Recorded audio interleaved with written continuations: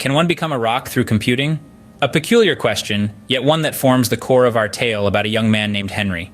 Henry, a bright and curious soul, found solace not in the playground, but in the world of zeros and ones.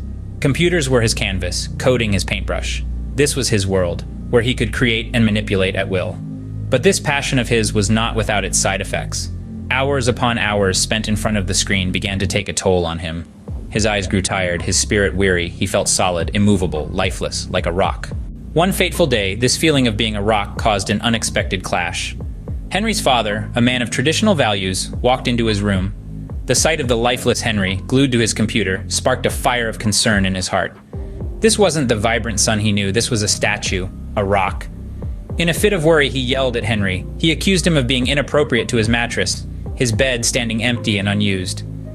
Henry, startled by his father's outburst, tried to explain. He described the allure of computing, the beauty of creating virtual worlds. He compared himself to a rock, solid and unyielding, shaped by the pressures of his passion. His father, however, saw not the beauty but the toll it was taking on his son. The tension between them was palpable, the room filled with silence, each trying to understand the other. It was a standoff, a clash of two generations, two perspectives. Then came the turning point. The silence was broken by Henry's father. He spoke softly, his anger replaced by concern. He understood Henry's passion, but emphasized the importance of balance. There was a world beyond the computer screen, he reminded him, a world that needed Henry just as much as he needed it.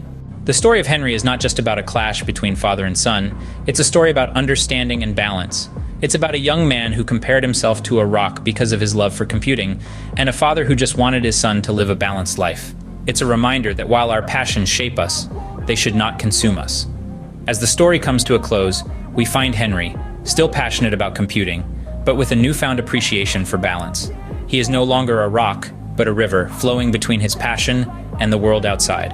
And his father, who once yelled in worry, now watches his son with a content smile, knowing that he has found his balance. So, can one become a rock through computing? Perhaps. But as we learn from Henry's story, it's essential to not lose ourselves in the process. Life, after all, is about balance.